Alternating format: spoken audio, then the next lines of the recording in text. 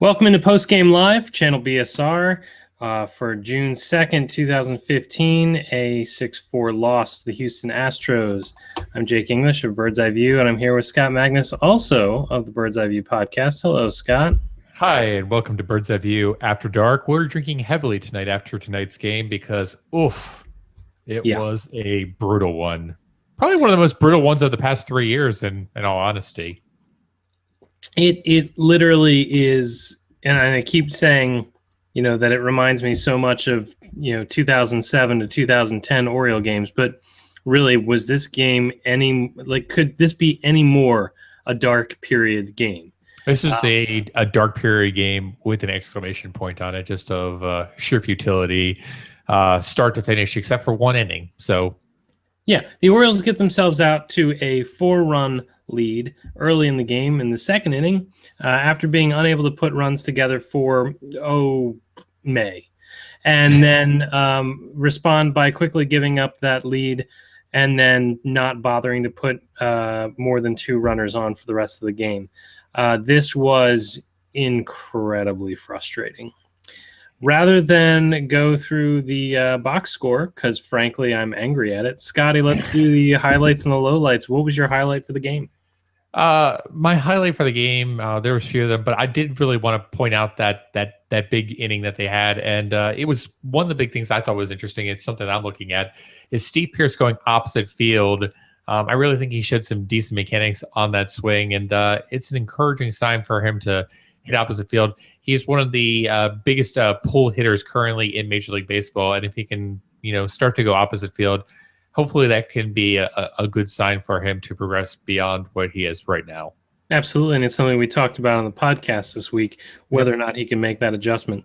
For me, it was the Ryan Flaherty triple, and his second in as many nights. He's going to be pressed into service a little more than we had expected, so it would be nice if his bat could come along. So that was the good thing I'll point out for tonight.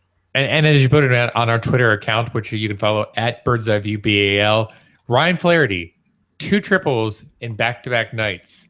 Yeah, read that again, and that's pretty impressive. Just no one in the world would have thought that Ryan Flaherty would have back-to-back triples. Not true. Not true. The Orioles Spastics knew this day would happen. They knew this day would come. They were ready for it, and it did not disappoint. Hi, Charlie. All right, what about lowlights, Scott? What? I mean, you're gonna have to dig deep for the lowlights of this game. What do you have? The one play that sticks out of my head of just really bad baseball was Snyder losing track of the amount of outs that were during the 5th inning. Just a brutal play there. And it was right at one of the situations where, you haven't had a hit for several innings now. You finally get a hit, and then you get caught up on the base pass, kind of just being absent-minded. That's certainly not something that this team has done in the past. And when players have done that, they've earned themselves to the bench. So I'll be interested to see if Travis Snyder is in the lineup tomorrow night. I would think that he'll be benched and in favor of Mr. David Lowe, which I know makes you happy. Yeah, I mean, when you're making mistakes that make David Lowe a more attractive option in left field, you are a terrible baseball player. Welcome to the Orioles. Yeah. My low light for the evening was Gaddis's home run. You knew the game was over at that point. I'm not sure if I knew the game was over at that point. I mean, it was only 4-4. When Valbuena hit the home run for 5-4, I still said, all right, it's the 3rd inning. We might be able to make a comeback. But again, coming back to the whole low light aspect, really no hits throughout this entire game. Just a really, really poor performance from top to bottom for this team. It's just as simple as that. You can't have one good inning and, think that you're going to make something of it. And, just really disappointing that they couldn't get a hit past that point. Especially for a guy that they had hung 4 runs on. As soon as the lead change took place, they suddenly couldn't figure him out. And there's another team on the field trying to play, but I really felt like the Orioles beat themselves tonight. Yeah, and coming back to the whole 5th inning thing with the Travis Snyder thing, I was just looking that up again. There was actually no hit during that inning. Travis Snyder walked. Mm-hmm. So based off of that, there were no hits by the Baltimore Orioles from the 2nd inning all the way up to the 9th inning. Simply unacceptable. Just a really poor offensive performance and a really poor poor team performance. This is not a good baseball team right now. It's as simple as that. Well, let's look at the offense. We talked about a lot of it so far.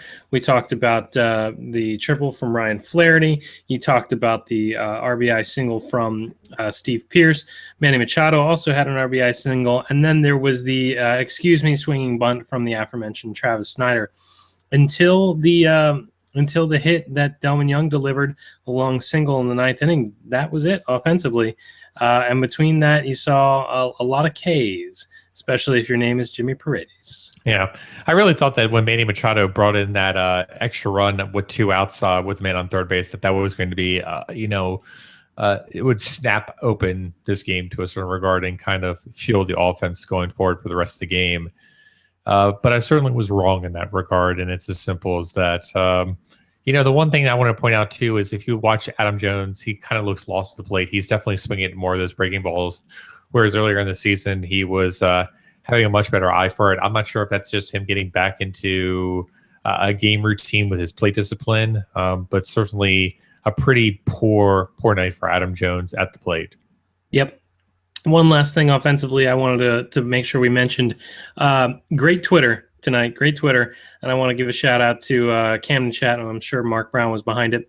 After Snyder got thrown out, or doubled up rather, Camden Chat tweeted out, well, I don't have the exacts here, but they referred to it as Toot Black, TOOTBLAC, which is usually Toot Bland, thrown out on the base paths like an nincompoop.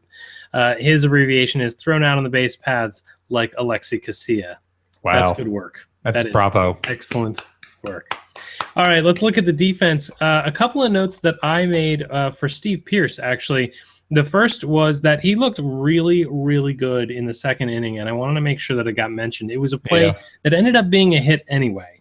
It was a bouncer up the middle, and Steve Pearce had to range to his right to get there, but he got there, and he made a play on that ball, and I was really impressed because it was a really reasonable facsimile of a person who plays second base professionally.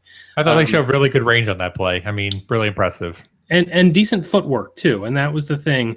I was really impressed by it. Again, it was not a play that ended up positively for the Orioles, but it was nice to see from a guy that's, again, been pressed into service at second base. And since we've been beating him up a little bit this season offensively, I think it's important to recognize what he is bringing defensively. But if we're going to talk about footwork for him, too, that end of the double play was a really great footwork play. Yeah, the sidearm throw was nice, but the positioning was really nice there. And he just performed very well during that second inning in terms of playing a good second base position. Yep, you're right. Now I got a question for you. Sure. The ball that ate him up in the bottom of the third inning, was that suboptimal defense or was it just a terrible, terrible hop? I'm going with really bad hop. I don't really see, Jonathan Scope or Ryan Flaherty making that play either. I just think that was a really hard hit ball that took a vicious bounce. I mean, it looked like he was in front of the ball, and then it just basically took a 45-degree angle and went right over his head. I think it's a bad bounce. What do you think? It was definitely an Angels in the outfield type of bounce. It was at 1 minute it was at the ground, and the next minute it was at his head. So I don't like making excuses, but I'll give him a pass on that one, especially because he was doing so well otherwise. All right, let's do it. Let's talk about the pitching. Okay. Let's go to Mike Wright. Bottom of first, retired the side in order on only 6 pitches. Great. But after being given a 4-run lead, he loads the bases with 1 out in the bottom of second. He manages to get out of it, very luckily. Bottom of the third, first batter comes up, and it looks like he's safe. Umpire calls him out. Astros don't decide to challenge it. It was a terrible call. He would have been safe. But runners abound. A lot of hard hit balls, in my opinion, this game. Not a lot of good pitch selection in terms of mixing up his pitch arsenal. Command was okay, but really there was no dominating stuff that, and it doesn't really surprise me based off of what we talked on our podcast. The people that come out and say, Mike Wright's an ace, look at the past 2 performances. Yeah, that's great and good, but, let's take a look at his other games. Let's look at May 28th when he went against the White Sox. He had 5 innings pitched, 6 hits for 3 earned runs, and he gave up 2 home runs there. It's just terrible peripheral numbers. And tonight, it was really no different. It wasn't a good game for him. Again, only 5 innings pitched, 8 hits, 2 home runs, 5 earned runs. and only 4 strikeouts with 1 walk tonight. So, you know, if he's going to succeed, he's going to have to get that strikeout number before up, but I'm not sure if he can even get that. His strikeout numbers and his walk totals are coming to be very close to being what he was in the minor leagues, and that makes sense. Mike Wright's a decent pitcher, but I don't think he's an ace, and I don't even know if he's the number 4 or number 5 pitcher. I think he's in a perfect position to move back into the bullpen and for Bud Norris to come back into the rotation, just like Buck Showalter had pointed out. Well, the one thing that I noticed with Mike Wright was that tonight when he got in trouble and he needed the velocity that he had in his first 2 starts, it wasn't there for him. It really seemed like when he amped up and tried to put a little more mustard on it, he was throwing at 92, 93, 94 tops. Whereas in his previous starts, he had been able to get away with being in the middle of the plate or being up because it was 96, 97. And you and I talked about, being a reliever, you can get away with that. Once you have to pitch every 5th day and go 5 innings plus, is that going to be there for him? And tonight it wasn't. And I think one thing that we should point out is that, we're not hating on the guy. We think he's a very valuable pitcher. Yeah, we think that he's going to be pretty good, but this might not be. I think he could be a great setup man going forward. There's one pitcher that we talked about on the podcast that I, pulled out and had a big issue with, and that's Oliver Drake. Oliver Drake's been pretty rough over the past few days, and today, no exception. He comes in the game. He gives up back-to-back walks. I'm not really seeing with Oliver Drake. It certainly looks like the, K to walk rate that he had coming up here that was amazing. It was great for a few games, but now has disappeared. It looks like the book is somewhat out on him. He only has a fastball and a splitter, a forkball if you're going by what Jeff Long says. But Oliver Drake needs to go back to Norfolk. Mike Wright needs to be put into Oliver Drake's position in the bullpen. And Bud Norris, when he comes back and go into the rotation, it's as simple as that. This is basic stuff here. Yeah, it's almost as if Buck Showalter knows what he's doing. I just hope he knows what he's doing enough to pull the team out of a funk when they're 5 games under 500. Last note I want to make about Orioles pitching is this. Who is this Chaz Rowe guy, and is he for real?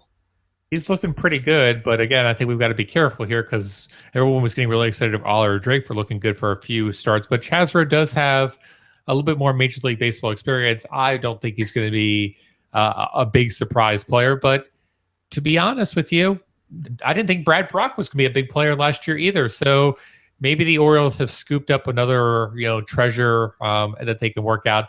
I still think the Orioles need to be looking at getting additional flexibility out there in the bullpen. I would go ahead and take a look at, potentially trading a Tommy Hunter for whatever they can get and get some additional roster flexibility to keep a Chaz Rowe and to keep a Mike Wright out there in the bullpen going forward. Yeah, the one thing I will say about Chaz Rowe is that even if he's not the real deal, he is giving the team meaningful innings right now, and right now he's succeeding. And so even if that happens on a short-term basis, if he only gives the club a couple of weeks worth of being a good pitcher, that's the kind of thing that you can really use in your bullpen, is a guy that can come up, give you meaningful innings, and kind of hold down the fort until the rest of the bullpen picks itself up. Yep. We faced a guy named McHugh tonight who gave up runs early and then was made to look like Cy Young. I got to be honest, I think that's more the Orioles than him. But again, he was very effective, locked it down after the Astros scored him runs. All right. Is there anything else for this game you want to talk about, Scotty? I do want to go through really quickly and go through some post-game news that came out after the game. Buck reported to the beat writers saying that J.J. Hardy is day-to-day. Nothing came back during the MRI, which I guess is good news. But if Hardy has pain in his side, whether the MRI is showing something or not, that's something that's going to linger. And that's got to be concerning to the Orioles going forward, whether the MRI shows it or not. That's the other piece of information I want to bring to everyone's attention if you hadn't seen it yet. It'll be interesting to see what he does, even if he's day-to-day. An injury like that is not the type of deal where he can even serve as a designated hitter if he can't be on the field. So that's just a gaping hole in the roster right now, a roster which is a little banged up already. Yeah. All right. Tomorrow, Miguel Gonzalez pitches. He's been pretty decent this season. Hopefully he can give the Orioles a good start because they're going to need it. At this point, they're just trying to get themselves into a position where they can win a game, much less split the series. Scott, Bottom line takeaway. What is your bottom line takeaway for this team and this game? Bottom line takeaway is nothing is gelling quite right.